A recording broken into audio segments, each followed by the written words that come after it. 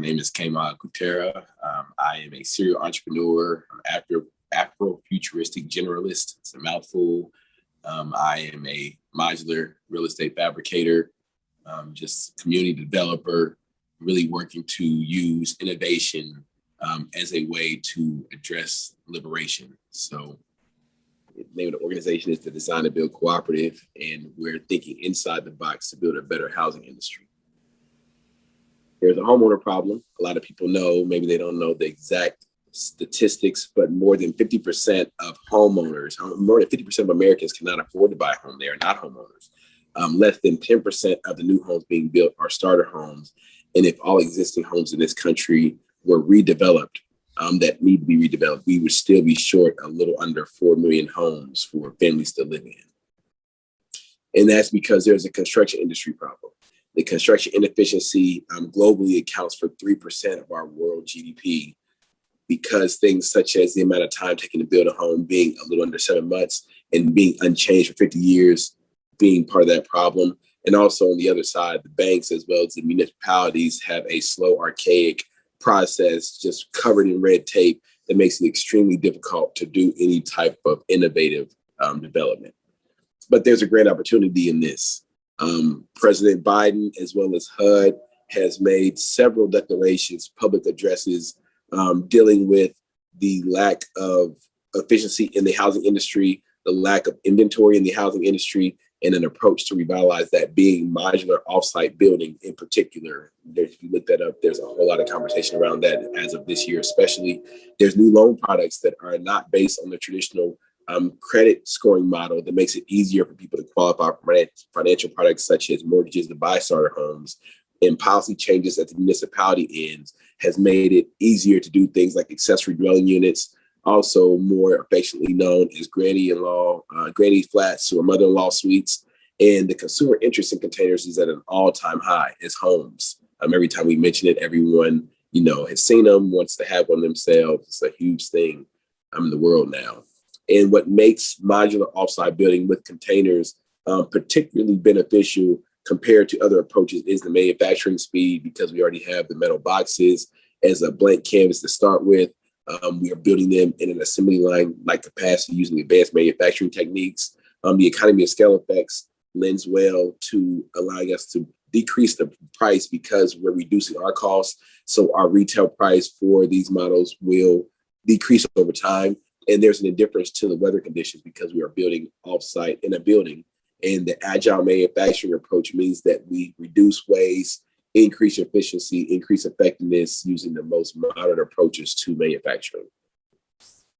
The durability of containers as well lends well, considering that there's been a tenfold increase in natural disasters since the 1960s. Containers are waterproof, fireproof, bulletproof, and windproof, meaning that they are designed to withstand almost all disasters.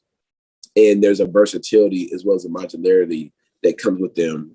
As Marvin was saying, not just residential, but commercial, industrial, and recreational models can be built, and all buildings can evolve and are upgraded easily. So meaning your starter home today can be your forever home tomorrow, and you don't have to sell a home, close out a mortgage, get a new mortgage, buy a new home.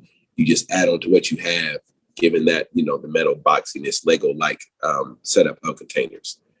Some of the competitive analysis shows that off-site cargo texture building compared to on-site stick build. Most people may not be familiar with what we mean when we say stick build homes or buildings that are made out of 2x4s, with insulation and plywood and then covered with some type of exterior, which is how the vast majority of homes today are being built.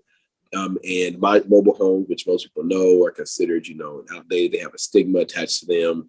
And then structurally insulated panels are more modern, more advanced building material that allows for a new way to build. And we want to compare those and show some of the pros and cons of the strengths based off of this criteria, and the speed, durability, trend, and sustainability of containers make them superior to that effect.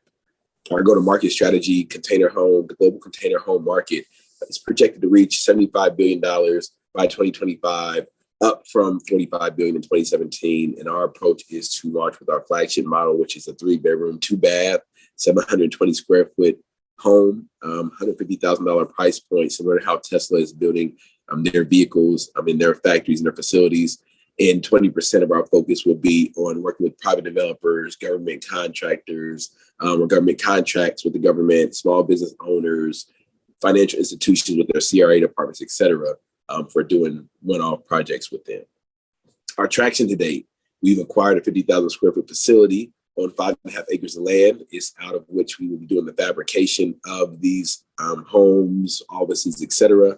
We have a contract with a client in North Carolina to be an exclusive builder for that client for 10 years with his vertical farming project. And we have an in-house thought leader and authority in the cargo texture space who is bringing his IP, his designs, his time in the game, running factories such as ours, setting up factories, lending those skills to us. And then the Community Reinvestment Act departments of several financial institutions have expressed extreme interest in working with us to provide affordable infrastructure for low to moderate income communities. Our roadmap, we're currently hiring. Going into 2023 Q1, our goal is to acquire the equipment, update the brand, get the first unit built, and have a grand opening. By Q2 of 2023, be at a 3-unit a month capacity, and by Q2 of 2024, increase that into 17 units a month. And the unit economics, let me close this window, sorry. Construction going on. The unit economics are that it takes us $75,000 of material and labor up to build one of our 2 units. Sale price of $150,000 with a gross profit of $75,000. And with our year one unit economics, you can see our goal is to average about 10 units per month with that gross profit per unit, looking at $750,000 monthly minus our operating expenses brings us to about $633,000 net profit per month. And in year 2, we want to double the amount of units per month and subsequently double the net profit.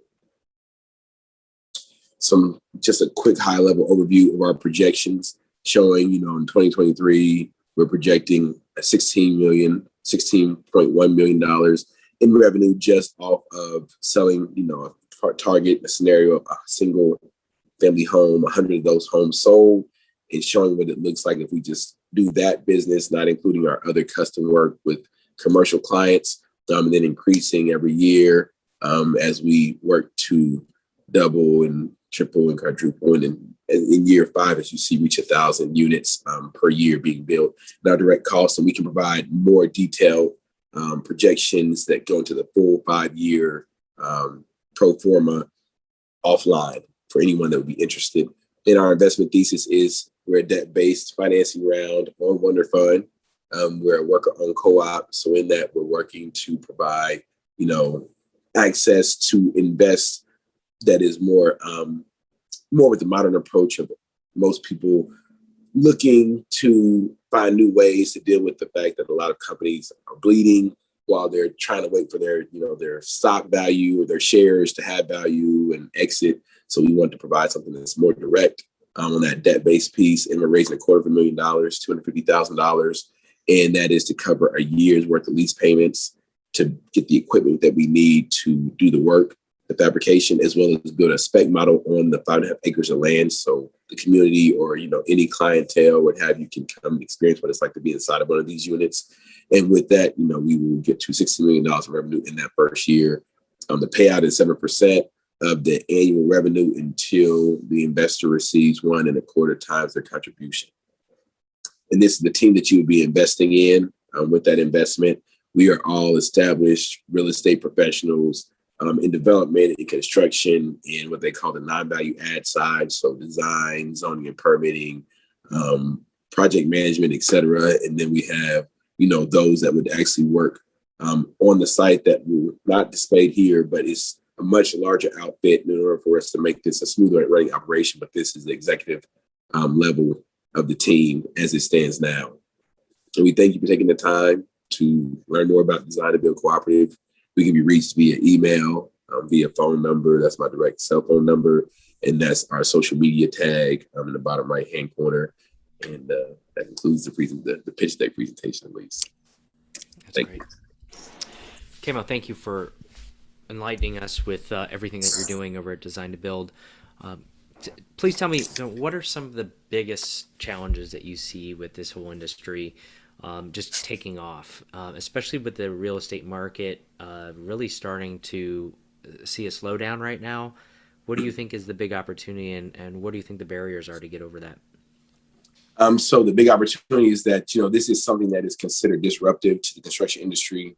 The reason that it takes so long to build homes, the reason that there's so much resistance to, updates to the policy and what can be built and such is because it literally hits the pockets of these huge construction firms, construction being one of the largest industries in the world, that they're not very happy about that idea. And so there's resistance to the idea. There's been like a lot of slander against modular homes. There's a stigma around offsite building where people think automatically, is this like a mobile home? Which we have to make it very clear. Manufactured housing and modular housing are two different things, totally different things. Manufactured being mobile homes, what most people think, modular being anything that's built offsite, but to the same standard and quality as a home that's built on site. So overcoming that stigma and helping people understand that it doesn't mean that you lack quality because it wasn't built on site. Like somehow by the time it gets there, it's shaking itself loose on the truck. It actually is a way to make the process much more efficient and effective, reduce waste, eliminate delays, so on and so forth. And just people getting why offsite building is the way that we're going back to, because at one point in time, 60% of homes in this country were built in factories. But then technology had reached a point to where it could compete with on-site building. And so they didn't have the means to move them as easily. They didn't have the means to build them as efficiently. So it was like, well, why don't we just build on site and not have to worry about all this extra stuff? Now it's swung in the opposite direction where it's like, okay, this doesn't work anymore. The costs have gotten too outrageous. We have to find a better way to do this. And the president, having conversations about how we have to support offsite builders. I saw the trend. I never thought in a million years it would come to this point, but we just got ahead of it soon enough, and getting the building secured, going forward with this and starting to get our community savvy to what's going on, the changes that are coming. But there's this, this national trend, global trend of how do we make development more efficient, because it's to get to the point where even the people with millions of the wealthy people can't make it make sense anymore. And that's when now it's a problem, just like other things, drug epidemic, et cetera, when it hits the wealthy community and they're like, okay, this doesn't make sense for us anymore. And now it's a problem. So it bodes well for the little guy, but we want to make it accessible to everyone, from the big developers to a single family, a man just trying to buy his first home, start a home, getting a wife, getting a child, children, or vice versa, and saying, hey, I want to add on to this. I don't know how I can access with them, interest rates, with, the cost to build, the cost to rent, or the cost to buy. Everything is outrageous, and we have to find new ways to approach it. It's no other answer. Yep. So last week I just read that the housing market in some areas of the United States could drop as much as 20 to 30%. And so how do you think design to build and modular homes like this, or design custom built homes like this, can help with affordability as well as the ability for people to get into the housing market right now? Absolutely. So a lot of the existing homes were overpriced before the pandemic. And the pandemic, like everything, there was so much free money. People were paying 100% above asking. I mean, it was just really outrageous. So it created a little mini bubble. And there's, I think, 75-80% of home buyers that bought during the pandemic have been basically, interviewed and said, hey, I have buyer's remorse. I wish I had just waited, instead of getting into this mindset, like there's not going to be enough houses. It was this frenzy of like, there's not enough inventory. So I don't even have to, I'm not putting in any type of contingencies as far as what they call them, inspections. I'm gonna forego inspections, forego any type of contingency, so I can just make sure our orders, our offers accepted. And now it's come back like, oh, maybe that wasn't the best decision. And it's this idea of like, there's a lack. There aren't new home builders. A lot of home builders were decimated in 2008 with the crash then. And as they start to rebuild the industry, the pandemic took a lot of the blue, collar working class people out, because they were the ones without, health insurance. They were the ones with, social determinants that made them extremely at risk. What were they calling it? They were you know what I'm saying? When they said people had pre-existing conditions. So though a lot of those people don't realize were people who are, underbanked, people who are undersupported, disadvantaged. And a lot of that is the builder community. So there's this issue of like, yeah, interest rates are out of control because all this money being printed, home prices could drop as much as 20 or 30% because there was a bubble that was created. But there's still a need for housing. So no matter what happens with the market, people will still be buying, people will still be renting. All of us aren't, that doesn't mean all of us now are without homes. It just means it slows down. But developers are still building. A lot of ARPA money that was put out before the recession happened. So a lot of them are sitting flush with that cash they just finally got in their hands at the end of this year, and they're planning to start to spend coming into next year. So that's a lot of the conversation we've been having at that end with our larger, our more commercial clients, is that this money has already come down, and they just all been, working on the strategy on how to best to deploy it. But again, they're dealing with, okay, how do we deal with this deepening recession? Yes. Because the recession is here, it's bound to happen. But people still need places to live. People still need places to live, work, and play. Yeah, and the inflation has certainly not helped the consumer at the end of the day, and especially Absolutely. ones who were in the process of building. I've heard that there's a pretty large inventory of homes that were existingly in process of being built that had to be abandoned, and Yes. because of the cost of goods, of lumber, and all bunch Yes. of materials. And so, how Yes. can Yes. a container home like this, how do you guys control costs on that? I mean, I would think that it's more sustainable from that standpoint, and the costs are probably a little bit more fixed. But tell me a little Yeah. bit how that works for you guys in terms of controlling costs. Absolutely. So the economy of scale and the fact that, we have this flagship model means that we're buying the same amount of 2x4s, the same amount of insulation or spray foam, spray in, same amount of Romex. We know exactly how much we need for every single box. So it standardizes the process. And in that's where you get the savings, because you get, the volume and metric discount for the building material that you acquire, the raw material, and then the actual process of building being so streamlined. We aren't, putting our efforts right now on 4 or 5 different models. We have this one model, like Tesla had the Roadster. They came out the Roadster. They had all kinds of challenges with that, but then it allowed them to now evolve into the Model S, which became their home run hit. A lot of people don't even really remember the Roadster, but that was the one that had the cult following before Tesla was a household name. And so the Model 3, or the 3-bedroom, 2-bath, is our Roadster, where it's like the market needs to have a flagship, just sweet spot, where it's like you say 3-bedroom, 2-bath, people are like, oh yeah, that makes sense. No matter how big it is, if it's functionally, size where I can actually move around in it, 3-bed, 2-bath is always the sweet spot model. And so we wanted to come with something that was a strong offering, where the market is like, this is undeniable, and we can add to it later. That makes perfect sense. We can relocate it to a market that's more conducive, that isn't experiencing a slowdown. Just all of these benefits coming with the more modern approach to development and construction and ownership, and even renting. We're looking at different ways to make it where we can bring this, the financing piece outside of the banks. And this is part of our longer term roadmap the next few years. But like, how can we crowdfund even mortgages where the community can be doing peer-to-peer mortgage lending?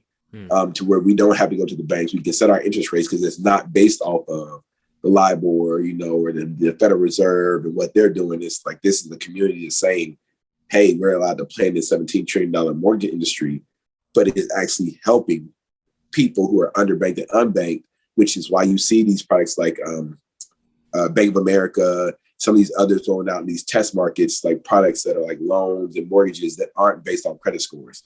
Because this attritional approach, even the big, the powers that be realize it's not sustainable for anybody, it's even starting to hurt their pockets and their, abilities to, to live and, have a dignified existence, liberty, life, liberty, pursuit of happiness. They're realizing it's coming out of touch for everyone. Mm-hmm. We have to find new ways. Yes. New ways is definitely indeed a need for this market. So I noticed you've been getting a lot of press recently. So tell me, what's all the buzz about with Design to Build right now? So people think, container homes, they hear containers, they automatically, like, hey, I want one. I don't understand what goes into it, but I know I want one. I've been to, the container park or, container mall area in Las Vegas, or they name, a historically well-known container build project somewhere in the nation or in the world. And they're like, I love it. I want one. So there's this huge amount of emotional viscerality that comes with doing cargo texture. And then with the idea of doing offsite building, the powers that be understand, this is really a way that's happening on the coastal cities, but is lagging here in landlocked areas because it's like, we have land galore. We don't have the same challenges that New York or LA has. So we're not as inclined to take on innovative approaches as they are when people are literally living like right on top of each other because there's so much, urban density in those communities. And so we're working to say, hey, instead of us waiting till this is, another 20 or 30 years, and it's like, oh, it makes sense for date now. We have people here who are homeless now. We have people here who are not able to afford rental. I mean, there's been articles in Dayton area, for example, from 2022 to 2026, they projected that in the region, the Montgomery County region, we need 20,000 new homes built just in the Montgomery County region. Like it's that much of a lack just in our region. And I was telling the team, if we just got, they always talk about the TAM, 10% of that, 2,000 homes at a $150,000 price point. I mean, and that's going to be a number that does not get anywhere near hit because there's not enough home builders. And that is, the national trend. There's not enough home builders in any of these markets. So we're looking at how do we expand in other places, not just shipping them from here, but eventually setting up satellite operations in these places so we can just have a direct feed straight out into that community, because this is something that is happening in the smallest to the largest locales. It doesn't matter if it's a village or if, it's a sprawling, city like New York, it doesn't matter. It's a problem. Yeah. And $150,000 price point of entry is a pretty affordable way in for new home buyers or even existing home buyers, or people trading up from apartments to a new home. So is that something that you see is going to stay at that rate, or is that something that you see as an opportunity to trade people up? I mean, so it's a rate that we know will come down over time. I always bring up plasma TVs. When they first came out, they were $20,000 for a 40-inch, and then now you can get them for a few $100 during a Black Friday sale because the economy of scale effect, because it became so ubiquitous. But when they first had the first few come off the line, trying to perfect the process, they were a little costly. We had people who bought them. If we didn't, we wouldn't have them now at a few $100s at Black Friday. So it's those early adopters that get it. And then the material we're using, the goal is to make it coincide with the fact that containers themselves are designed or engineered to last 200 plus years. If you can keep the rust off of them, which they're designed to not even easily rust out. It takes a lot to rust out a container. But if you can rest that rust, they will last 2 centuries easily. And so the material that we're putting in there, we're working to reach the people, who have bought at the price point. Our response has been, we're putting the highest quality material in there so you have the least chance of maintenance in the foreseeable future. 20 or 30 years of no maintenance where you own this free and clear, and we put the best material. Because right now what's happening is, to get the cost down, they shave things. It's like clipping when we used to have actual coins that had real precious metal in them. It's like clipping off the coins, where eventually you have all these clippings taken out and it's no longer a 25-cent piece. It can be. You clipped 25 times off of that silver piece. So in the same vein, they're shaving the 2x4s down now to 2x3s. They're making the insulation a little bit thinner. They're trying to do all this stuff and they're making everything just a little bit smaller, a little bit tighter. Like, oh, it's not that bad of a change. But then a storm comes through and you get a slight breeze and the house falls over, because everything now is about cost. So people balk at the cost, but nobody's thinking about, well, is this a durable structure? Quality. Is this going to last through these storms that are increasing in intensity, where they're actually talking about, adding different, categories in the intensity scale, because the storms are starting to get stronger than even the highest categories in, like, tornadoes and windstorms, for example. Hurricanes are about to add an F6 because F5 no longer is the peak of what they're seeing. They're seeing stronger storms than what they had designed the model for originally, and it's only getting worse. The floods are getting worse. The wildfires are getting worse. So it's like this infrastructure we're building, worrying about the cost, is not going to endure these natural disasters as a result of our carelessness up to this point as it relates to sustainability. Like, we caused global warming, and now it's increasing these storms, and we're still trying to economically maneuver our way out instead of looking practically, okay, these things are not sustainable. We've been doing. We have to overhaul the system because we're literally running ourselves off a cliff in every capacity. So electric cars come to rise, modular building of homes is in that same wheelhouse of, like, we can't keep doing things the same way. Yeah, and it definitely sounds like a very tough, durable product Yes. that's going to sustain beyond all these storms that are out there. So how can everyday people get involved with you? And, what are you offering with your your Wonder Fund?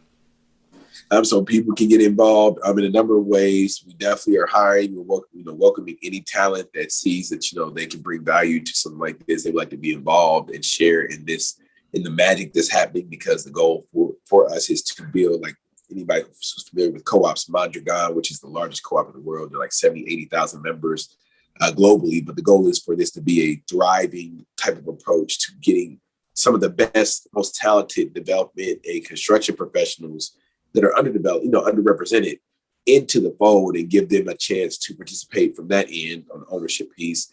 And then with the Wonder fundraise, we're doing a debt-based round. And, we've had our conversations about how to make that more tight, because a lot of people are like, I want to be in it for the long haul. I want equity. So we're exploring what that looks like, because, we realize people do want to buy in, not just so they can, it's not just transactional. They want to say, I want to be able to have a piece of something that I feel is going to become a historically renowned organization.